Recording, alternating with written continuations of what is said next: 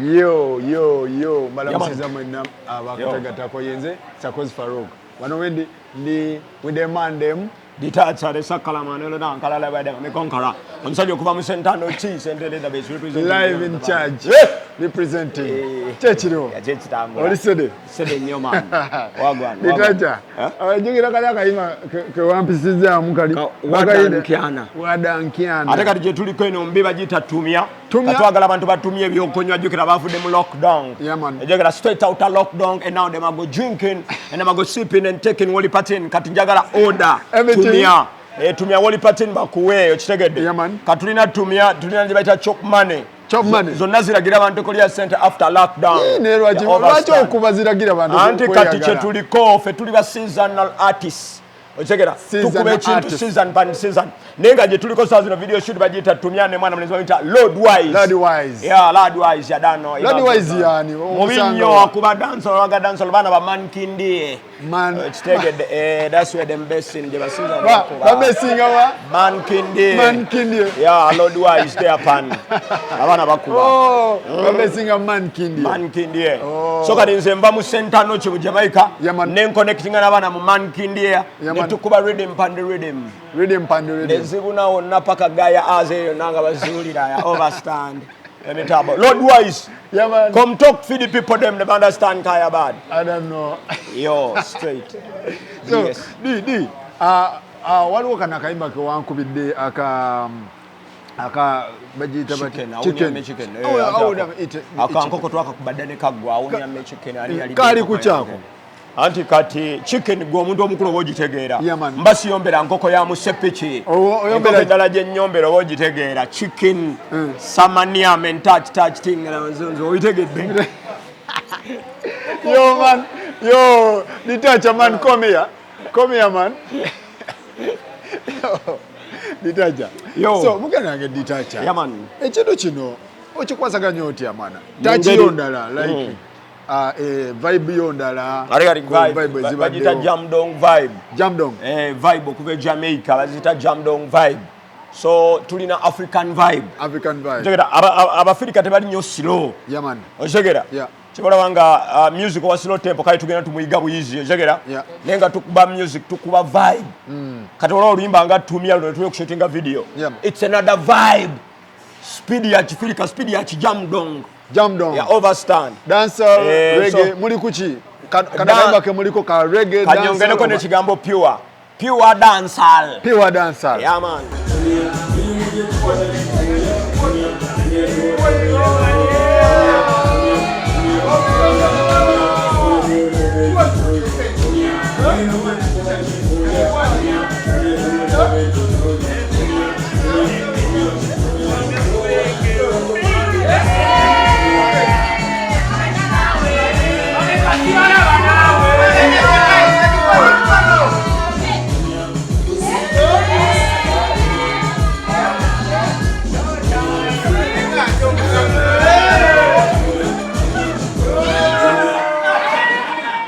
kati ole Lordwise yo big outer man kindi be bana representing yeah man Lordwise chechiriwo midaya pana wagwa nayo oli ma nozo mulake ngare yo kati muganda Lodi chechiriwo just tumia akayimba kali kuchi muri kuchi ekitufu tumia chi sobola motomya ne bakakuleteranga ka pizza n'okalya so sagala njogedde mbumi anti ndi mu Jamaica mwana munansonyi wa mwana so Lordwise project eno muri kuchi project tuli kutumya olwezo ng'emirimu gye tukola gitukooya kati owunzika mu bulamu w'ensi eno tomanyi nkyabo ogenda va kati weeyagalako kookozeeko n'otumya niba kibosire gye bali nga batumya atemesa n'atemesa atemesente reggae dancehall oba R&B raga dancer yabaki mukuba raga dancer anti ugambe nti abaddugavu African vibes abajamaika bakopa music w'ekifirika mwe bajja raga abafirika twagala bintu byampola kadodi omumanyi omanyi speed gyatambula kati nalike Ghana waliwo abantu bayita abatagula abananako buna bonsu omanyi speed gye batambula music wawe kati yeyo African vibe kati raga asirowingana wansi kati ffe gye tukuba kye olanga twagala bintu ebitambula twagala bintu ebitambula flowing gentleman around things Mr. Man okitegedde so which means nti akatale kaffe ng'oyagala okufuna ku kasente better fast oyinobeera fast abantu bakoowa Busiro music si kubukoowa bagenda babuyiga wizi era babuyimba bagenda babutukaka babukaka era nga ffe tuli bampola obwasiro twabuyimbanga mu kuziika lwaki reggae music tatunda nnyo wano nga reggae music bayimba atunda lwakuba nti kati obubaka olulimi mwe bayisa obubaka abantu bayinza obutabuwulira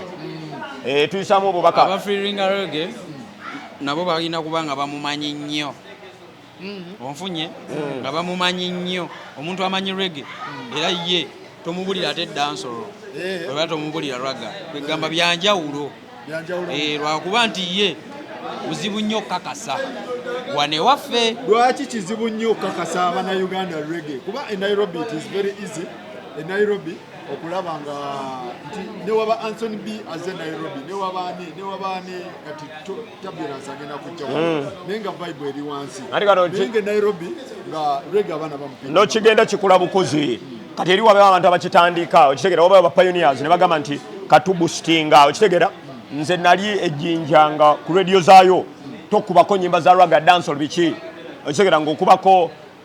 afropop oba gwe bayita bandi biki eyo okitegera kati nentandika culture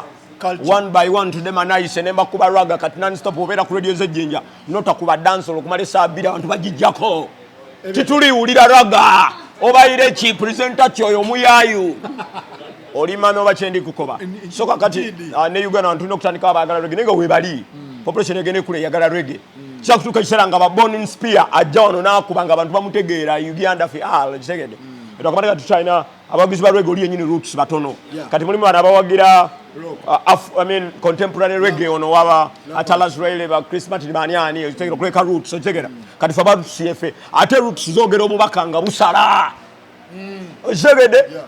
Chichiman afibi Chichiman Babylon fi Babylon kati abantu tebagala kuwulira bubaka busala abadatya nowakatongo kamu akakasa so kitegeeza nti reggae tulina tulina maximum vibe ate naffe era ne Lordwise tujapangayo ka reggae si ekyo Lordwise lwaki wasazeewo okukola ne Lordwise ono bana mubya nti nkugambye bana ba representing amankindie newe mbeera mu center no kimamba wulira nga mpulira ba Lordwise ne ngamba udata youth so bwe najja wano Uganda bani nokola muko nkugambye natambulanga mu bubuga bungi tosolera kutula wamu kati gwe nobeera wano nkusanga entinda nkusangawa kati ze nange natambulanga mu Portland Portugal Westmoreland Twila ne Lucy Bichine Grill ne ntambula eyo yonna Waterhouse ne mpita wa Bichine bupikini mama de mbuntambuza bunzize eno stone ilumbu noonyo buletika obitegedde kadi oba oli eyo n'owulira Lordwise Bakyekoze so kati gwe kola gye tugenda okukola eyakabi a production producer waffe Nexo and the beat ani ali ku video tulina director Ziga teetaga munnyonyo Ziga fix Azigal fix is good era naye namulabiranga Jamaica videos nga tuziraba mwamulabiranga Jamaica waliwo producer gwe bayita Gisgagula Sania yangamba this boy one director Ziga fix nenga Uganda representing kuja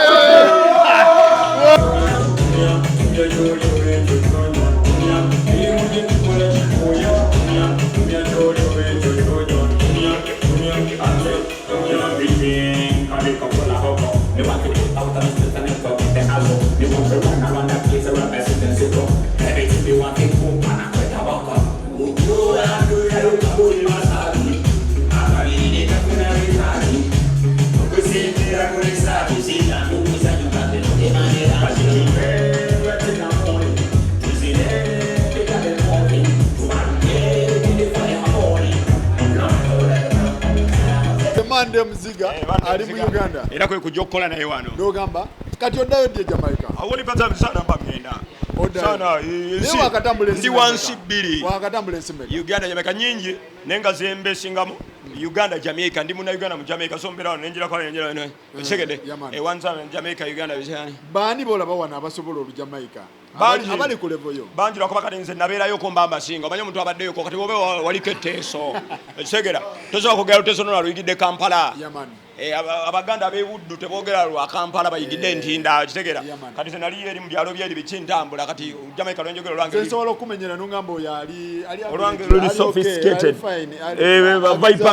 Viper ranking Viper ali atya amanyi Viper ranking waliwo EPS waliwo Nathan waliwo Ben Gianta okitegeera Peter Mills okitegedde Bad Babe Wine okitegedde otegedde byebe anayo oyo tamanyi tuli ku video shoot wano tuli ku video shoot wano baganda bange Ziga Vix wali nalabyeko ne Fresh Janja okola ki wano tufu nange wano kuba mbadde sizenga netegekeddewo kuba eno kimanyi kirabu kuli akasente naye kale ensonga gye mbadde nze kunoonya mulimu kuba bano baŋŋambye basobola okubeera ne bawita nga noonya omuntu asobola kale okusuubulanga lumonde nze nga muleeta oba ewaka anti tubadde ku botiiki kaakati bwe tuvudde ku botiiki restaurant okola mirimu ki emituufu boyi wange ebyemirimu nkolera ddala emirimu mingi ogatta mingi kubanga jo nabaddeko ekawempe ng'okola ki video shoot okola wani hafi okola mirimu ki okola mu boutique but wano ozenga Vixen ng'ozze kuzina ozze kwemuula ozze kukola ki oli dansa nedda siri dansa ozze kwemuula jasi kwemuula ne bakusasula video Vixen baba bakola ki ebituufu kuba abantu tebabategeera baba bakola ki munyumisa video kati omuyimbi ayinza okubeerawo kitegeeza ba video Vixen mugattako nnyo ku video z'abayimbi kuba abayimbi mu covid awo bagamba kyabo tetubamanyi baagala akawunga kaffe kaki mwabawoomesa video z'abasajja obeera wama obeera kawempe mwebale kukola abaana abavubuka mama ogamba otya kyekiriwo ng'oli waggulu ku kawunta abakuyitaani Tami B okola mirimu ki mingi nga nina emirimu gyenkola nga video Vixen kola deliveries eza juice ez'ensawo oyinza okusangako nga nnyimba ndi muyimbi mbu abayimbi mbu tebabasasula mbu ate baagalamu birala kiri kitya kati abalina tubuulira bituufu kisinzira boba okolaganye nabo abayimbi basasula abayimbi nze bansasula nze buli vidiyo gyenkolamu bansasula okozeeko mu vidiyo nga ki kozeeko mu ya Roma akayimba kakakafuluma nkulinda Aroma ono yayimba ne babitusi omuwala otyo waliwo n'omulala bamuyita Kenny kyakabi nnyo mwebale kukola mwebale nnyo kuba baŋŋamba abayimbi simanyi we mumala video shoot simanyi akugamba genda mu mmotoka kankusange kankutwaleko si bituufu tebabegwanyiza mwebale nnyo mwebale ddala tuli wano ne Ziga Vix